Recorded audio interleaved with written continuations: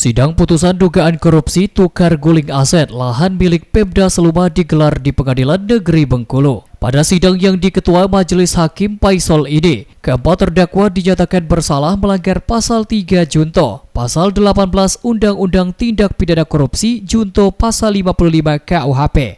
Sebagaimana dakwaan subsider penuntut umum, Murman Effendi diputus dengan pidana penjara 2 tahun 10 bulan, denda 300 juta rupiah subsider 2 bulan kurungan.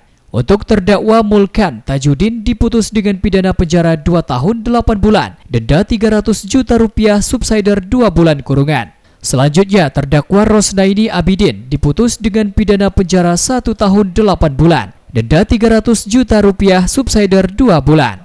Dan terakhir terdakwa Jasran Harahap diputus dengan pidana penjara 1 tahun 4 bulan, denda 300 juta rupiah subsider 2 bulan. Terhadap putusan majelis hakim yakni menyatakan pikir-pikir terlebih dahulu selama 7 hari untuk menyatakan sikap.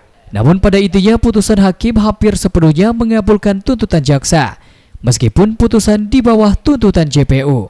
Langkah kita dari JPU seperti apa ke depannya? Yang jelas sesuai dengan SOP kami akan tetap melaporkan kepada pimpinan.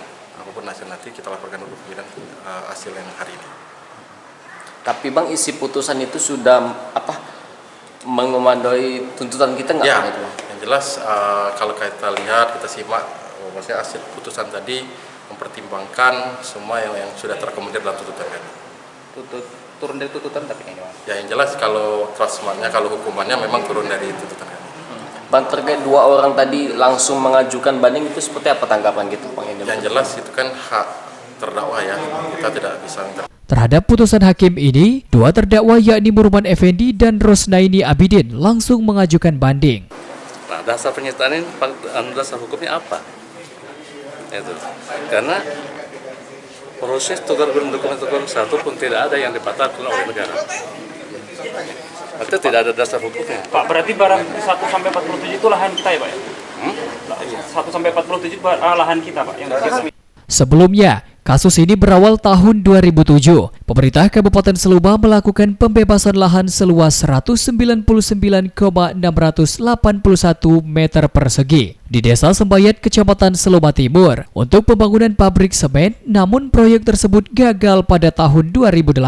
Terdakwa Murman Effendi yang saat itu penjabat Bupati Seluma memutuskan untuk melakukan tukar guling lahan milik pemerintah dengan tanah pribadinya di area perkantoran Seluma. Namun proses tukar guling diduga tidak mematuhi prosedur hukum atau cacat prosedur, sehingga mengakibatkan kerugian negara. Setelah dilakukan audit oleh konsultan akuntan publik dan penilaian lahan oleh kantor jasa penilai publik, total kerugian mencapai 19, miliar. Besaran kerugian negara ini didasarkan pada nilai jual objek pajak yang berlaku saat ini. Rendra Aditya Gunawan, RBTV melaporkan.